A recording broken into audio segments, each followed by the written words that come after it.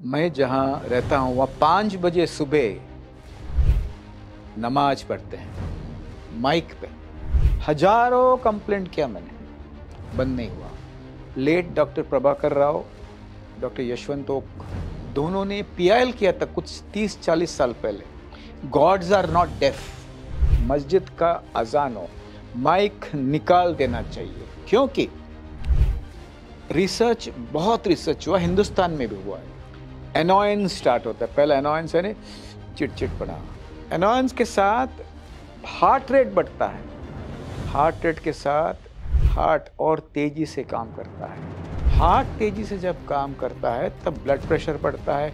Blood pressure जब बहुत बढ़ता है तो गुस्सा भी बहुत आती है, गुस्सा बहुत आती है तो तनाव आता है, तनाव होता है तो घर के अंदर लोग झगड़ते हैं, रास्ते पर एक दूसरे का खून करने के लिए निकले हैं। So on my way here, I was measuring the decibel inside an air-conditioned vehicle. It reached up to 80 decibel because of all the honks around. You know, in an acoustic sense, we are in a war zone in Mumbai. Emotional violence is also pollution. Corporate violence is also pollution. मेरे सभी patient जिसको stress है ना, थोड़ा दवा खाते हैं, stress है, वो जब गांव जाते हैं ना तो पूरा नींद भी अच्छी आती है, शांत हो जाते हैं। बोलते हमने दवाई बंद किया, गांव में थे। क्योंकि लोगों को ये समझना आवश्यक है, जो पंच महाभूत है ना, हवा, आकाश, अग्नि यानी ढलता हुआ सूरज और उगता हुआ सूरज, पानी और माटी, इसके साथ संबंध भूल गए। मेलबर्न जाइए, कोई हॉन्क नहीं करता है। बम्बई सामने सिग्नल बंद है तो भी ये बजाते रहता है। तो it is a vicious cycle. Stress, noise, stress, anger, stress, noise, stress, anger, stress, noise, stress, anger and murder.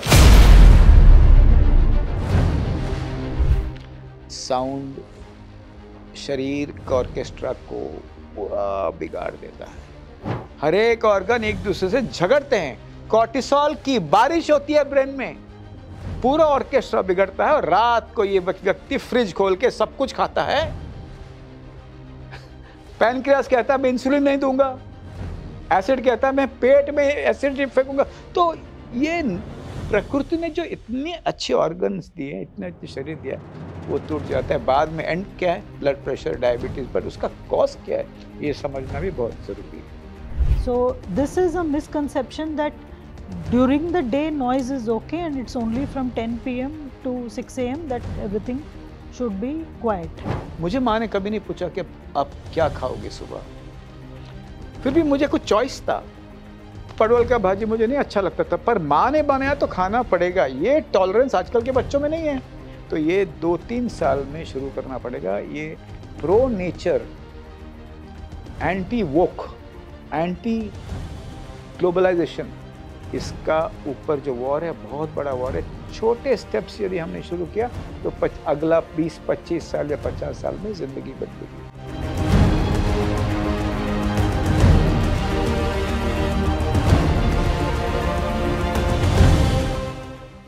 नमस्ते दोस्तों, फिर स्वागत है आपका बोलते हैं महाराष्ट्र में मिशन मुंबई। एज़ यूजुअल इस बार फिर हम एक अलग विषय लेकर आए हैं मुंबई की समस्याओं के बारे में, और उस समस्या के बारे में हल बताने के लिए डॉक्टर को भी लेकर आए हैं। तो इस कॉम्बिनेशन के साथ आज हम अपना ये विषय रखने वाले हैं। विषय है पोल्यूशन। मुंबई के अंदर हमें कभी-कभी एयर पोल्यूशन दिखता है, कभी हेज़ीनेस दिखती है। साउंड पोल्यूशन इतना है कि हमें आदत पड़ चुकी है, और इतनी आदत पड़ गई है कि जब वो बंद होती है आवाज़ में पता चलता है कि इतनी देर हम शोर में थे। इसीलिए आपको पता नहीं चलता आप झुंझलाए हुए क्यों, आप गुस्से में क्यों रहते हैं। ये बहुत सारे कारण हैं जिसका डिस्कशन हम करेंगे। तो आज का विषय है पोल्यूशन, उसका निराकरण। तो मेरे साथ 2 मेहमान हैं, बहुत एक अपनी-अपनी जगह जिन्होंने अपना काम किया हुआ है। एक है हमारे सबसे पहले डॉक्टर हरीश शेट्टी। डॉक्टर हरीश शेट्टी को मैं 1975 से जानता हूँ, इमरजेंसी की हमारी दोस्ती है। मैं उस समय लीडर कहलाता था, ये कहते थे कि जो बोलोगे हम करेंगे, और करते-करते ये तो बन गए साइकियाट्रिस्ट और हम बन गए केवल बातें करने वाले। तो आज उनको मैं स्वागत करता हूँ पहली बार अपने कार्यक्रम में। और ये साइकियाट्रिस्ट हैं, और इनकी विशेषता है कि केवल साइकियाट्रिस्ट क्लिनिक में नहीं है, तो समाज के भी साइकियाट्रिस्ट हैं। समाज को संबोधन करते हैं, मीटिंग्स में जाते हैं, ऐसे विषय जो कोई उठाता नहीं है। यानी मानसिक बीमारी ये साधारण बीमारी है, ये मानसिक बीमारी कोई अवॉइड करने वाली, बात ना करने वाली बीमारी नहीं, इसका इलाज हो सकता है। ये विषय मैंने इनको सालों साल रखते हुए सुना है। लड़ाई के बाद में क्या होता है साइकोलॉजिकल इम्पैक्ट, कोविड के बाद में जिनके परिवार गए उनके परिवारों में कैसे साइकोलॉजिकल इम्पैक्ट है, उसका क्या करना चाहिए, क्या सरकार ने उसको स्वीकार किया है कि बीमारी है।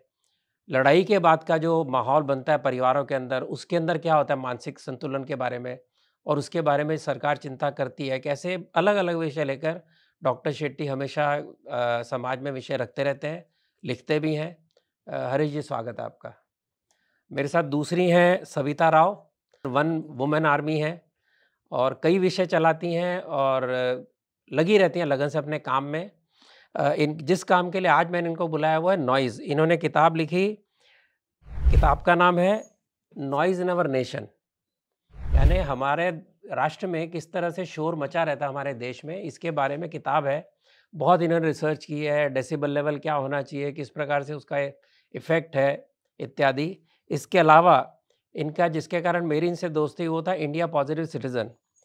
ये इनकी पुस्तक है इंडिया पॉजिटिव सिटीज़न। इसमें इन्होंने काम इससे शुरू किया था कि अगर हर व्यक्ति 140 करोड़ अगर दिन में एक अच्छा काम करे, तो सारे दिन में 140 अच्छे काम हो सकते हैं, छोटे से छोटा। आपने किसी को थैंक यू कह दिया, आपने किसी को सब्ज़ी लेके दे दी, आपने किसी को छोटा-सा कुछ कपड़ा दे दिया, किसी भी तरह से जिससे उसके चेहरे पे मुस्कान आए। ऐसा एक अनोखा प्रयोग इन्होंने किया। इसके अलावा पोषण दैट इज़ न्यूट्रिशन इस पे काम करती हैं, जिसके अंदर तुलसी, मोरिंगा और ये इन्होंने इसके ऊपर बहुत काम किया है। और उसके अलावा पोषण पैक, यानी आप कुछ नहीं करते, जब अपने घर से निकलते हैं, सब्ज़ी वगैरह लेने जाते हैं, तो एक पोषण पैक, वो अपने किसी न किसी घर में काम करने वाला, आपके सोसाइटी में काम करने वाला उसको दो, ताकि उसका भी न्यूट्रिशन इम्प्रूव हो। ऐसे कई तरह के इन्होंने काम किए हैं। और जो मुख्य मैंने कहा कि इनको जिसके लिए आज बुलाया कि नॉइज़ पॉल्यूशन के विषय में कैसे आई हैं, इसके बारे में बात करेंगी। और मैं शुरुआत करता हूँ छोटी अपनी कहानी से। पॉल्यूशन के बारे में, नॉइज़ पॉल्यूशन के बारे में काफ़ी हमारे मन में चिंता थी। अब पिछले एक बार आपको पता है, पिछली बार देवी गोयन आए थे, उन्होंने हमारे एरिया में हीरानंदानी गार्डन में नॉइज़ लेवल क्या है इसके बारे में तहकीकात की, एनजीटी को कंप्लेंट की, डेसिबल लेवल उसके चेक किए गए। उसको लेकर हम म्युनिसिपल कमिश्नर के पास गए। उस समय डिप्टी कमिश्नर थी अश्विनी भिड़े जी, जो आजकल मेट्रो की इंचार्ज है। तो उन्होंने बताया कि हम रोक नहीं सकते, लेकिन हम ये कर सकते हैं जो हम फॉलो करते हैं कि जहाँ भी कंस्ट्रक्शन है, वहाँ वॉल्स हों, साउंड के लिए बैरियर हों, ताकि शोर लोगों तक कम जाए। ये हमने करना चाहिए, ऐसा उन्होंने नीचे उनको कहा। ये एक कहानी। दूसरी, जहाँ हम रहते हैं पीछे पूरे सारे वो कमर्शियल एक बिल्डिंग बनी है, जिसके अंदर लाउंज बार हैं, जिसके अंदर बैंक्वेट की टेरेस है, जिसके अंदर रेस्टोरेंट है, और सभी बड़े मज़े से फुल वॉल्यूम में म्यूज़िक बजाते हैं। 10 बजे म्यूज़िक बंद होना चाहिए, होता नहीं है, 11 बजे तक चलता है। तो हमारे एक ग्रुप बना जिसने रेगुलर पुलिस को फ़ोन करना शुरू किया। जैसे ही कुछ हुआ 100 कॉल करिए, पुलिस के पास कंप्लेंट जाती है, पुलिस आके उनको बंद करवाती है। पर जितनी बार फ़ोन करो उतनी बार बंद करवाएगी, जाके फिर शुरू हो जाएगा। तो हमने बाकायदा पुलिस स्टेशन में कंप्लेंट की। पुलिस स्टेशन वालों ने मुझे बुलाया, लोग डर रहे थे कौन जाएगा, तो मैंने कंप्लेंट रजिस्टर करवाई, स्टेटमेंट ली गई, तहकीकात की गई। 3 महीने बाद मुझे जब आया, 3 महीने बाद, कि हमने उसको फ़ाइन कर दिया। जिसको फ़ाइन किया वो आज भी म्यूज़िक बजा रहा है ज़ोर से, और उसके कारण हमारी बिल्डिंग के अंदर फ्लैट की कीमत कम हो रही है। जिस व्यक्ति का रेस्टोरेंट उस बिल्डिंग में है, उसने अपने माता-पिता को दूसरा किराए का मकान लेके दिया कि इस बिल्डिंग में बहुत शोर है, और उसका शोर हमारी बिल्डिंग में देने वाले वो खुद उनका रेस्टोरेंट है। तो ऐसे सारा नॉइज़ पॉल्यूशन की मिलीभगत, नॉइज़ पॉल्यूशन के कारण होने वाला डिस्टर्बेंस, ये सब के बारे में चर्चा करने के लिए आज हम बैठे हैं। तो पहले मैं सविता जी को पूछूँगा कि आप इस झंझट में क्यों पड़ी? नॉइज़ पॉल्यूशन, आपको क्या तकलीफ़ हो गई? So I've always, preferred silence. And a few years back, what happened was I was waiting for a cab somewhere, and there were a bunch of people smoking, and I have an allergy to nicotine. तो उससे मुझे उस 10 minute के exposure से I had an allergic reaction which became cough, cold, fever, and for a week literally I was at home. And I had a lot of difficulty in resting because suddenly all the sounds became very magnified. Every honk, every noise I could hear. And that's when I realized in a very intense way कि noise का impact क्या होता है health के ऊपर. And that motivated me to research on the subject and raise awareness and write a book about it. तो साधारणतः जो मुंबई के अंदर नॉइज लेवल है हाँ जी. वो परमिसिबल लेवल के अंदर है कि उससे भी बहुत No, ऊपर no. है? Much साधारण higher. नॉइज, No, साधारण घर noise की is- आवाज मतलब जिसके अंदर घर की आवाज इट डिपेंड्स, क्योंकि हर घर का अलग-अलग अलग बिल्कुल। पैटर्न होता है. बट घरों में भी आवाज है, बट बाहर तो we are exceeding the norms. What is an outside limit is now our base line. So what is outside limit? It should be around 75. So And that has 75, become the base now. yeah, it's pretty much the average. In fact, on my way Decibels, no? here, decibel. Decibels. So on my way here, I was measuring the decibel inside an air-conditioned vehicle. It reached up to 80 decibel because of all the honks around. So that's the level of noise we are living in. So we are, in an acoustic sense, we are in a war zone in Okay. Mumbai. तो doctor साहब आप बताइए कि war zone में रह रहे हैं, इसका इलाज मतलब उसका क्या परिणाम होता है? व्हेन यू से कि भैया नॉइस पोल्यूशन इतना ज़्यादा है कि वॉर जोन जैसी आवाज़ है, और जैसे बम्बई के अंदर शांति तो होती नहीं है, मतलब आपको सडनली पता चलता है कि आवाज़ बंद हो गई, क्यों हुई? तो पता चला कि मशीनें चल रही थी, कोई तो भी कारें आनी बंद हो गई, लेकिन उससे क्या होता है मानसिक तौर पे, कैसे आपको तकलीफ देता है? मैं जहाँ रहता हूँ वहाँ 5 बजे सुबह नमाज पढ़ते हैं माइक पे. हजारों कंप्लेंट किया मैंने, बंद नहीं हुआ. Late doctor Prabhakar Rao, doctor Yashwant Oak, दोनों ने PIL किया था कुछ 30-40 साल पहले. Gods are not deaf. मेरा कहना है पहला कि कोई भी रिलीजियस फंक्शन जो है, रास्ते पे गणपति प्रोसेशन या कोई मंडप में कोई प्रोसेशन हो या मस्जिद का अजान हो, माइक निकाल देना चाहिए. क्योंकि बहुत रिसर्च हुआ, हिंदुस्तान में भी हुआ है. एनॉयंस स्टार्ट होता है. पहला एनॉयंस है चिड़चिड़पना. एनॉयंस के साथ हार्ट रेट बढ़ता है. हार्ट रेट के साथ हार्ट और तेजी से काम करता है. हार्ट तेजी से जब काम करता है तब ब्लड प्रेशर बढ़ता है. ब्लड प्रेशर जब बहुत बढ़ता है तो गुस्सा भी बहुत आती है. गुस्सा बहुत आती है तो तनाव आता है. तनाव होता है तो घर के अंदर लोग झगड़ते हैं. रास्ते पर एक दूसरे का खून करने के लिए निकले हैं. Absolutely true. खून करने के लिए निकले हैं. और धीरे धीरे हम डिप्रेशन, स्ट्रेस, हार्ट डिजीज, गुस्सा और एक दूसरे के साथ झगड़ने का जो प्रबल इच्छा बढ़ती है और वायलेंस आती है. Emotional violence is also pollution. Corporate violence is also pollution. तो पूरी जिंदगी का जो हाव भाव है वो चेंज होता है. पिताजी बच्चे को मारता है क्योंकि वो ट्रेन में आता है, ट्रेन की आवाज, फिर बस के लाइन में रुकता है, रोड की आवाज, बच्चों को मारते हैं. माँ कहती है ये पिताजी गुस्सा बहुत करता है क्योंकि तुम नहीं पढ़ते हो, तो और बच्चों को मारते. बच्चों के अंदर बहुत बड़ा चेंज आता है. कॉग्निटिव डेवलपमेंट के ऊपर असर होता है, यानी ब्रेन डेवलपमेंट के ऊपर असर होता है. बच्चा इतना शोर करता है कि स्कूल में जाके तमाशा करता है तो stress teach. So it is like a kho-kho game. और इसका जो मूल कारण है रोड का आवाज, ट्रैफिक का आवाज, प्लेन का आवाज, कम्युनिटी वायलेंस जो आपने बताया, रेस्टोरेंट, लाउड म्यूजिक का आवाज. अभी जिम भी शांत नहीं है. मैंने जिम जाना बंद किया क्योंकि लोग बहुत जोर से जिम में आवाज लगाते हैं, कान में वो आवाज सुनते हैं. मैंने कहा जिम में जाना आवश्यक नहीं. और दूसरी बात यह है, मेरे सभी पेशेंट जिसको स्ट्रेस है ना, थोड़ा दवा खाते हैं, स्ट्रेस है, वो जब गांव जाते हैं ना तो पूरा नींद भी अच्छी आती है, शांत हो जाते हैं. बोलते अपनी दवाई बंद किया, गांव में थे. क्योंकि लोगों को ये समझना आवश्यक है, जो पंच महाभूत है ना, हवा,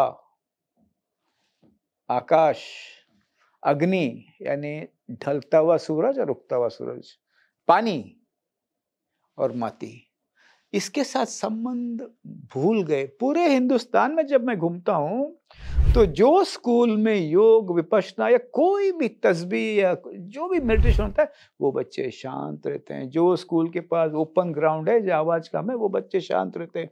तो ये जो डेंजरस ट्रेंड है जो सविता जी ने बहुत खूबसूरती से अपने पुस्तक में लिखा, ये इनविजिबल है, लोगों को पता नहीं.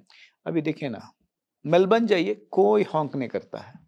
बम्बई सामने सिग्नल बंद है तो भी ये बजाते रहता है. तो it is a vicious cycle. Stress, noise, stress, anger, stress, noise, stress, anger, stress, noise, stress, anger and murder. आपका स्ट्रेस कम करने के लिए एक बात बताता हूँ। हमने एक ड्राइवर रखा, हाँ। वो हॉर्न बजाता था बहुत। मैंने कहा भैया क्यों बजा रहे हो? हम्म। आपके कहने से ट्रैफिक चलेगा नहीं, सिग्नल भी बंद है। उसे 3 दिन सुना, चौथे दिन बोला, अरे भाई साहब अगर हॉर्न बजाना नहीं तो कार में लगाया क्या है? मैं तो क्या करता हूँ पता है, मैं अपना गांव जाता हूँ। नहीं पर बम्बई का क्या करें? आप तो गाँव जाते हो, सभी तो नहीं बम्बई जा का सकते। ये 5 बातें हैं। एक तो नजदीकी जगह पर ऑफिस होना चाहिए। नंबर 2, किसी को मिलने के लिए बहुत दूर जाना। हमें बांद्रा जाके नाचना है, क्या आवश्यकता है? हमें लोखंड वाला जाना ही है, क्या आवश्यकता है? हमें उस पब में जाके दारू पीना है, क्या तो आप आवश्यकता है? चाहते हैं मुंबई के लोग घर में ही रहें? नहीं, मेरा कहना है कि जब जब अपॉर्चुनिटी मिले, स्टीलिंग टाइम में कुछ अच्छी प्रार्थना सुने, योग करे, करुणा से बात करे। जैसे इन्होंने कहा कि एक अच्छा काम रोज कीजिए, ये एंटीडोट को यूज करना आवश्यक है। और गेटअवेज भी बहुत इंपॉर्टेंट है। एक आध दिन, 1 महीने में, 2 महीने में प्रकृति के साथ रहिए, प्रकृति के साथ खुश रहिए। और जब लोग मुझे कहते हैं कि तो आप क्या बात करते हो, पुष्पक पिक्चर आपने देखा है क्या? आपने देखा है? देखो, पुष्पक पिक्चर में वो जो हीरो है ट्रेन की आवाज से सोता है, और जब वो घर शिफ्ट करता है वो ट्रेन की आवाज नहीं होता है तो उसको नींद नहीं आती है। है ना ऐसे? ऐसे लोग हैं। पर ये सच नहीं है। साउंड शरीर का ऑर्केस्ट्रा को पूरा बिगाड़ देता है। जो ऑर्केस्ट्रा में सुर होना चाहिए वहां शोर होता है। हर एक ऑर्गन एक दूसरे से झगड़ते हैं, कॉर्टिसोल की बारिश होती है ब्रेन में, पूरा ऑर्केस्ट्रा बिगड़ता है। और रात को ये व्यक्ति फ्रिज खोल के सब कुछ खाता है। पैनक्रियास कहता है मैं इंसुलिन नहीं दूंगा, एसिड कहता है मैं पेट में एसिड फेंकूंगा। तो ये प्रकृति ने जो इतने अच्छे ऑर्गन्स दिए, इतने अच्छे शरीर दिया, वो टूट जाता है। बाद में एंड क्या है? Blood pressure, diabetes. पर उसका कॉज क्या है, ये समझना भी बहुत जरूरी है।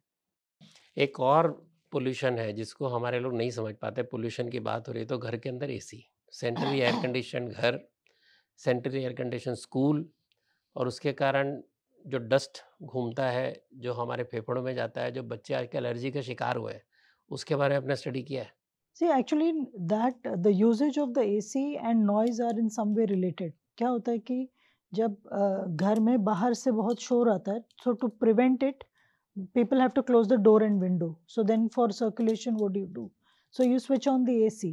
So it's very ironic that to address noise, we end up creating more noise, because besides the air angle, or there is also that the fact that the ACs create noise.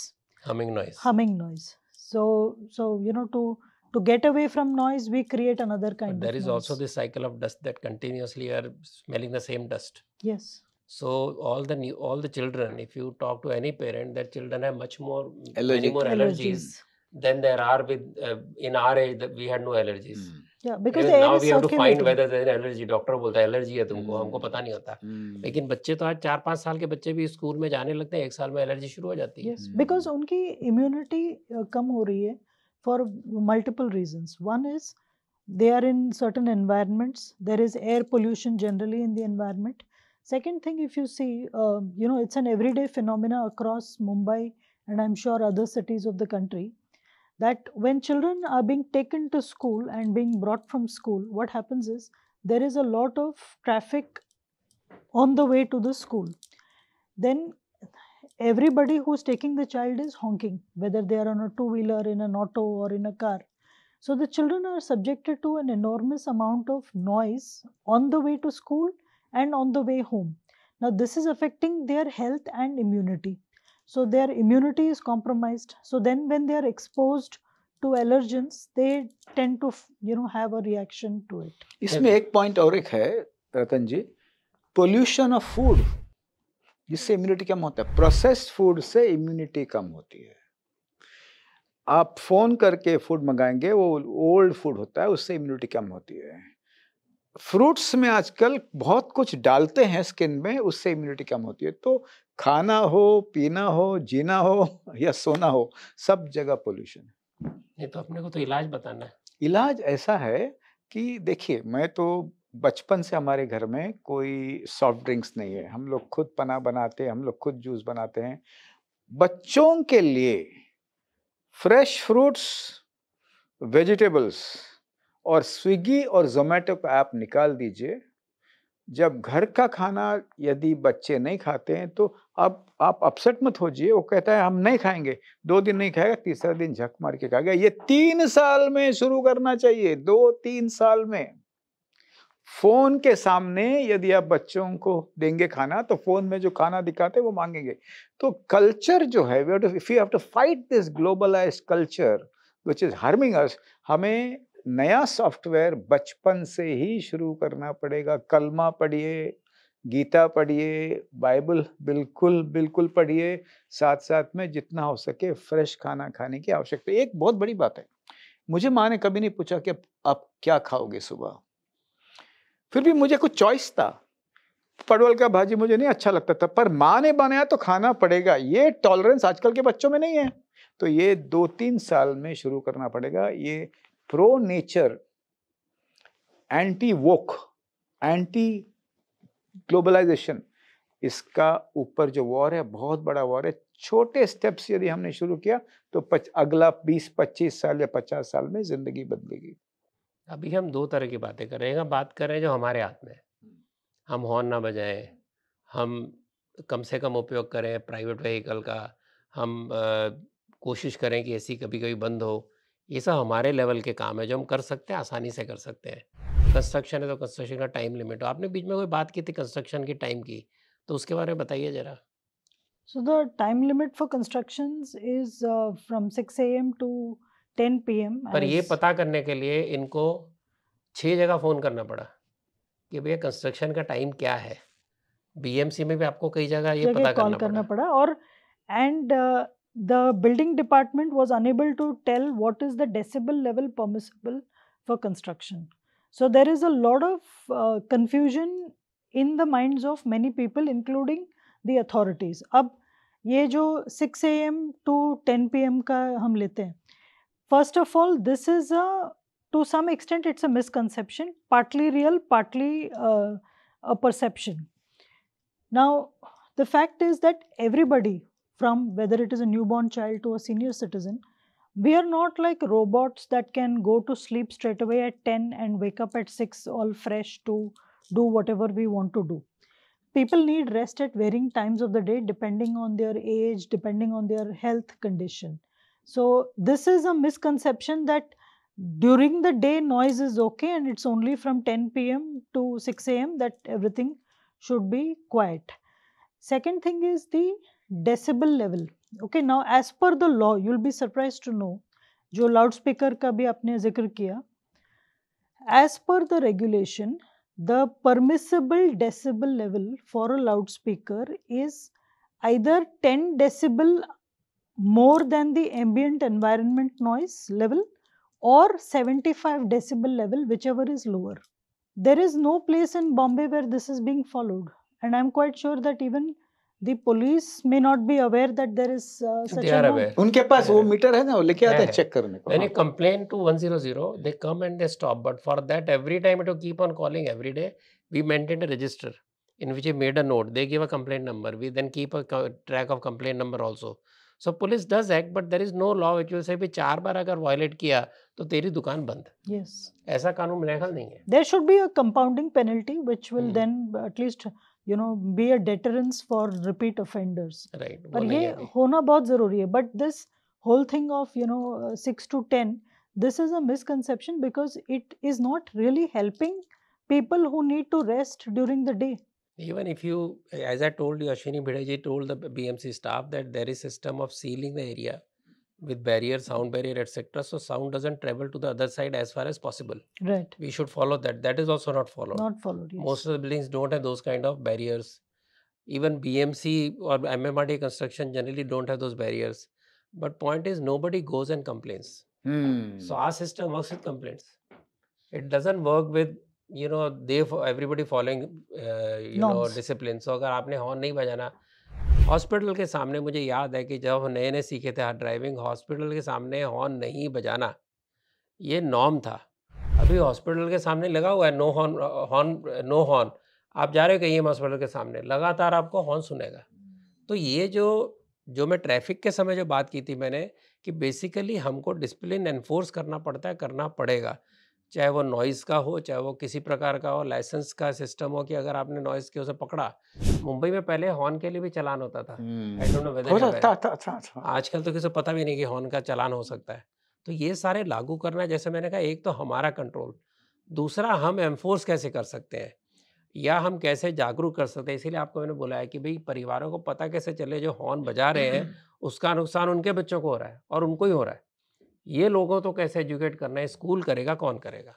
So we'll मेरा be starting a campaign now for the noise pollution awareness, because this kind of a change, you see, we don't have the tech or the manpower to regulate our way to silence. So raising awareness amongst people and getting them to be part of the change is very, very important. It is inevitable. Without that, we cannot have change. On the issue of noise, see, it's a misnomer that noise is only on the street. Noise is everywhere today. You go to any restaurant, can you think of any restaurant जहाँ पे आप जाके एक discussion कर सके? No, restaurants are noisy, malls are noisy, stores are noisy, metro and train obviously make a lot of noise, and then there are these incessant overhead announcements. So essentially what happens is, from morning to evening, when we travel within the city, we are going from one noisy place to another noisy place, and probably, you know, creating noise as well in the नहीं, process. पर आपका experience क्या है कि भई अगर आपने municipal corporation में कंप्लेंट की, पुलिस को कंप्लेंट की, सुनवाई होती है? पुलिस के साथ the experience has not been so good so far. I don't see them दो taking action. पॉइंट्स इसमें इम्पोर्टेंट है। मैं एक बार स्कूल जा रहा था, मेरा बच्चा 8 साल का था, म्यूजिक ऑन थी। स्कूल से 1 किलोमीटर पहले उन्होंने कहा, पापा म्यूजिक बंद करो। तो मैंने पूछा इसके मन में कैसा आया? तो स्कूल का जो असर है, शिक्षकों ने कहा है कि नॉइस पोल्यूशन बहुत इफेक्टिव था। जनरल प्रैक्टिशनर्स, कंसल्टेंट्स का बहुत सारे मीटिंग्स होता है हाइपरटेंशन के ऊपर, डायबिटीज के ऊपर, फिजिकल इलनेस के ऊपर, लीजर टाइम बिहेवियर के ऊपर। वहाँ ये उसमें इसको बांधना बहुत बहुत इम्पोर्टेंट जरूरी है। है। साथ साथ में हिंदुस्तान में हर एक चीज के लिए वर्टिकल स्ट्रक्चर क्रिएट करना असंभव है और आवश्यक भी नहीं है। I think we need to bind this noise pollution along with environment. अब एनवायरनमेंट में कुछ बोलेंगे, कोई प्लास्टिक बात करता है, कोई नॉइस बात करता है। हिंदुस्तान में इसको वर्टिकल स्ट्रक्चर्स न होते हुए we need to see to it that sound is talked by doctors when they talk about hypertension। साथ साथ में शिक्षक जब वो क्लास में आवाज नहीं करती है, तो हेल्थ के साथ इसको जोड़ना और वो प्रिवेंटिव काम करना, डॉक्टर, शिक्षक और जो लोग इफेक्टिव लोग हैं, इन्फ्लुएंस लोग हैं, इनके साथ काम करना पड़ेगा। वर्टिकल सिर्फ साउंड पोल्यूशन के विरुद्ध काम करना थोड़ा असंभव है। I fully agree. In fact, when I wrote the book Noise in Our Nation, I shared it with doctors in the IMA, and they were very pleasantly surprised to read the book, and they invited me to address a conference of 200 ENT specialists, and I made a presentation to them on noise.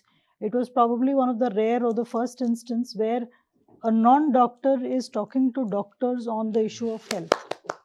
और मैं आज से रतन जी, मैं तो बात बहुत करता हूँ, आप काम ज़्यादा करते हैं। मैं मेरे स्ट्रेस वर्कशॉप्स में, स्कूल में हो या कॉलेज में हो या MLAs के हो या कोई भी, यहाँ मैं इस कड़ी को उसके साथ मैं जोड़ दूंगा, so that influential members in the society also understand and they also take it ahead. क्या होता है, ये भी जो कंस्ट्रक्शन भी चलता है कंटिन्यूअसली, हर बड़े शहर में, छोटे शहर में कंटिन्यूअसली कंस्ट्रक्शन चल रहा है। कंस्ट्रक्शन होने के बाद में इंटीरियर चल रहा है, यानी आपको किसी बिल्डिंग के अंदर ऐसा होगा ही नहीं कि कंस्ट्रक्शन नहीं चल रहा। ये होगा ही नहीं कि 50 फ्लोर की बिल्डिंग बन रही है, 4-4, 5-5 साल तो आपके आसपास 20 फ्लोर की, 15 फ्लोर की बनती रहेगी। जो नेक्स्ट टू नेक्स्ट बिल्डिंगें बनाने का जो नए FSI देने का प्रकाश चला है, जिसके कारण 4 फ्लोर की बिल्डिंग तोड़ के 15 की बनती है, 16 की बनती है, उससे कारण जो डस्ट पोल्यूशन, नॉइज़ पोल्यूशन, ये तो सरकार के हाथ में, तो BMC के हाथ में है। तो उनको कौन बताएगा कि टाउन प्लानिंग के अंदर ये भी आपको देखना है कि बियॉन्ड अ डेंसिटी आप अलाउ नहीं करेंगे। करप्शन इतना है कि ये तो पॉलिसी तो गवर्नमेंट बनाती है, करप्शन तो उसके बाद शुरू होता है। बिल्कुल बिल्कुल बिल्कुल। तो अभी कुछ पॉलिसी नहीं है ना, कि है पॉलिसी नॉइज़ की, जैसे पता है कि कुछ रूल हैं, लेकिन वो फॉलो होते नहीं है। Implementation, you have to go and talk about that. वो खुद से BMC वाले चेक नहीं करते हैं। जैसे बैरियर की बात है, पूरी बिल्डिंग ढकने की बात है जिससे डस्ट बाहर ना आए। आप न्यूयॉर्क में जाइए, हर गली में कंस्ट्रक्शन चल रहा है, लेकिन आपको कहीं डस्ट नहीं दिखता। ये पूरी बिल्डिंग ढकी होती है स्क्रीन्स के साथ में। आप किसी देश में जाइए बाहर, हमारे यहाँ तो खुलेआम चल रहा है, सब कुछ गिर रहा है नीचे। मैक्सिमम होगा तो नीचे नेट लगा देंगे आपके ऊपर पत्थर ना गिरे, बाकी आपकी किस्मत है। पर यहाँ पे नॉइज का एक और प्रॉब्लम है कि different kinds of noise are regulated by different entities. For example, industrial noise comes under MPCB, non-industrial noise comes under police, construction noise comes under BMC, right? So it's very confusing also for a तो citizen. NGT का क्या role है? NGT का क्या role है? NGT का role पता नहीं, but MPCB looks at NGT जाती है, एनजीटी को अगर कंप्लेन करेंगे तो हाँ। एनजीटी बाकायदा उसके ऊपर केस चलाती है, बाकायदा वहाँ की रीडिंग लेती है, जैसे मैंने कहा पहले शुरू में, और उसके हिसाब से उनको नोटिस भी डालते हैं बिल्डर को। और बीएमसी चाहे तो उसको लागू कर सकती है, लेकिन लागू नहीं होता। That is the problem. So there are multiple entities and that creates a confusion for the citizens also. नहीं, NGT is supposed to the apex body, Right. But then as you said every department जो है उसका अपना अपना हाँ.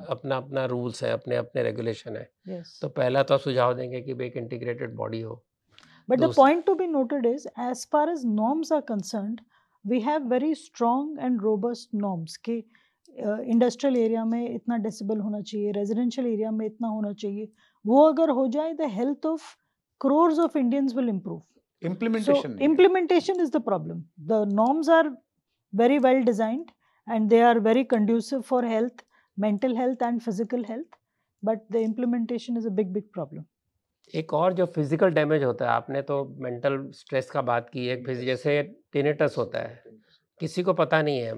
जब मुझे हुआ तो मुझे पता चला, और आप किसी को बोलेंगे टिनेटस क्या, किसी को पता नहीं है। जरा बताइए टिनेटस नॉइज से कैसे होता है? टिनेटस जो है वो कान में आवाज आती है और एक बार ऐसा सीटी बजती है और एक बार ऐसा भी होता है कि ईएनटी वाला बोलता है ये सीटी नहीं, कोई हेलुसिनेशन है, साइकियाट्रिस्ट के पास चले जाओ।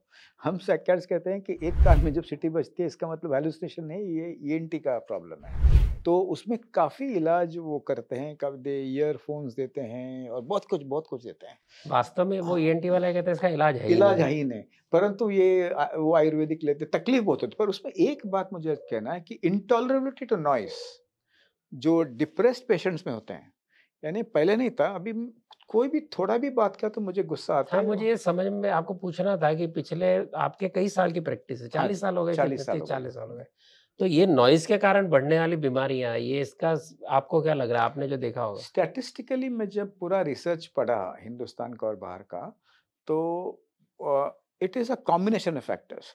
तो ये 12-14 घंटा काम करना, ट्रैवल टाइम बहुत रहना, जिंदगी का पेस बढ़ना, साइको सोशल अपीवल्स भी बहुत हो रहा है, उसके साथ साथ noise is one of the most important factors. But हम सिर्फ नॉइस की वजह से ये कहना असंभव है। बहुत सारा जो है रिसर्च कहता है कि प्रोननेस टू डिप्रेशन होने की संभावना बढ़ती है, स्ट्रेस तो होता ही है, एंग्जाइटी की संभावना बढ़ती है, परंतु noise linear relationship to depression research में नहीं। पर मैंने देखा, मेरे पास एक कपल आए थे कि they were staying at Santa Cruz, तो एयरप्लेन का नॉइस बहुत ज़्यादा था। तो हस्बैंड ने कहा मुझे वसई में जाके रहना है रिटायरमेंट के बाद। वाइफ ने कहा तुम जाओ, मुझे नहीं जाना है। तो हस्बैंड जाकर वसई में अच्छा ग्रीनरी में उसने लिया, जगह लिया, और वो जाकर 1 महीना वहाँ बसा। 1 महीने के बाद आया घर में, तो औरत देखी कि इसका चेहरे में ग्लो है वो खुश दिखता था और स्किन भी क्लीन हुआ था। ये जो नॉइस और ये पोल्यूटेंट से स्किन खराब होता है।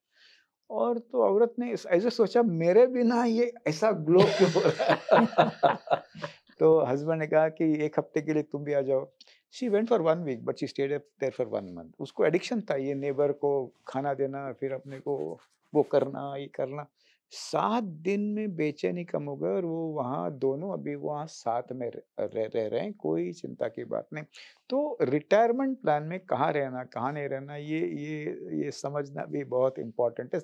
साथ साथ मैं अपना गांव जाता हूँ, नंदल के इन उडुपी, हरियाली है, पीकॉक आते हैं हमारे घर पे, पक्षी आती है, इतना अच्छा लगता है कि वहाँ से आने की इच्छा भी नहीं होती है। पर मैं कहता हूँ कि मैं जाके वहाँ रिटायर हो जाऊंगा, घर वाले बोलते हैं हम बम्बई नहीं छोड़ेंगे। तो ये काफी दुविधा सभी। आपने एक प्लान दिया लोगों को कि रिटायरमेंट के बाद में गांव जाना, जो गांव छोड़ चुके हैं, जिनके बच्चों को पता ही नहीं गांव क्या होता है, वो दोबारा गाँव से जुड़ें, ताकि कम से कम आगे आने वाली ज़िंदगी सुखद हो सके, बच्चों को भी पता चले ऐसी भी ज़िंदगी होती है जो टीवी के बिना, इलेक्ट्रॉनिक्स के बिना, शोर के बिना, डीजे के बिना चलती है और उसमें आदमी सुखी रहता है। तो I will say go back to village, जो कहते हैं ना, जिनको लगता है अब गाँव में मेरा कोई नहीं है, तो गाँव में किसको बनाइए, ताकि वो कहीं न कहीं आपका स्ट्रेस फ्री हो। नया गाँव क्रिएट करें। बिल्कुल। आप कहते हैं बड़ा रिज़ॉर्ट, अच्छा ग्रीन रिज़ॉर्ट लीजिए, it should not be in an exotic place. Vasai जैसे गाँव में भी अच्छा है बम्बई वालों को। तो मुझे लगता है ये करना आवश्यक है। जब तक बच्चे आपके पानी के साथ नहीं खेलेंगे, जब तक बच्चे आपके माटी के साथ नहीं खेलेंगे, जब तक बच्चे हवा का मौज नहीं लेंगे, जब तक उगता हुआ सूरज और ढलता हुआ सूरज को बिल्कुल नहीं देखेंगे, जब तक तारे नहीं गिनेंगे, तो आपका बच्चा स्ट्रेस्ड लाइफ में जिएंगे। पीएचडी हो या एमएस टेक करे या जो भी करे, या इलॉन मस्क के साथ काम करे। तो There इस is a related, issue which you mentioned. Santa Cruz में airport है. So there was a lot of noise for this particular couple. See, in most developed nations, road भी था The- और हाँ, एयर भी था, दोनों था। the airports are 60-70 kilometers away from the city. Okay. Now, a fascinating thing is happening in around Mumbai. There is a new airport that is going to come up near Panvel, right? And logically, that should be an area जहाँ पे warehouses हैं, transport hub बने. But curiously, there is real estate coming up, and there are real estate companies पैसा saying, बढ़ रहा है। buy a house in Panvel, you'll be close to the airport. So it is a sign of ignorance of noise pollution in our society, that builders are building homes in such a proximity to a high noise zone like an airport, and people are willing to pay money and buy a house that is going to be near such a ऐसा ना, source हमारे of देश noise. की एक cyclic problem है, यानी एक problem प्रश्न उत्तर गोल गोल घूमते हैं। हम जैसे कुत्ता पूंछ पकड़ता है, वैसा अपना हाल है। क्यों चाहिए एयरपोर्ट के पास घर? क्योंकि पहुंचेंगे कैसे? आप बेंगलोर में जाते हैं, सबसे अच्छा उदाहरण है दूर है। कि बेंगलोर जाना आसान है, वैसे शहर जाना और मुश्किल है। यानी 2.5 घंटे आपको लगते हैं शहर पहुंचने के लिए, फिर एयरपोर्ट आने के लिए 2.5 घंटे लगते हैं। वो लोग वहाँ रहने लगे उस तरफ, तो शोर सहन कर सकते हैं। 4-5 घंटे जाने आने का कैसे करेंगे एयरपोर्ट से? तो हमारे यहाँ प्रॉब्लम सर्कुलर है। तो उनका इलाज ये है कि जब तक इंटीग्रेटेड प्लानिंग नहीं होती, तब तक ये होने वाला है। इनफैक्ट मैं पार्ले की बात की, बचपन मेरा 50 साल पार्ले में रहा मैं, तो रात को जब पढ़ाई करते थे, तो पढ़ाई करते करते सडनली आवाज़ बंद हो जाती थी। तो लगता था क्या हुआ? तो पता चलता था कोई एरोप्लेन की आवाज़ आ रही थी, उसने बंद कर दिया अपना एरोप्लेन का इंजन। इतना मतलब शोर होता है। लेकिन तब वो बाकी शोर कम थे। जैसे आपने कहा, ये सच है कि जो रेलवे ट्रैक के पास रहता है, उसको ट्रैक के बिना नींद नहीं आती। लेकिन let us not become habituated to this noises. बिल्कुल। Let us be careful. 2 प्रकार हैं, एक जो हम कंट्रोल कर सकें, एक जो हम एनफोर्स कर सकें।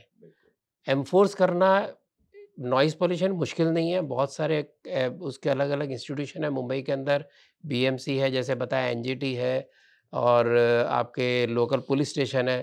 कृपया उनका उपयोग करिए, वहाँ शिकायत करिए, आपकी सुनवाई होगी, तो थोड़ी-सी राहत तो आपको मिलेगी। तो कृपया अपने जीवन को जितना भी ठीक कर सकें, जितना ढाल सकें, जितना अपना स्ट्रेस कम कर सकें, उतना करें। इस पॉजिटिव नोट के साथ हम आपका आज का विषय पूरा करते हैं। धन्यवाद। नमस्कार।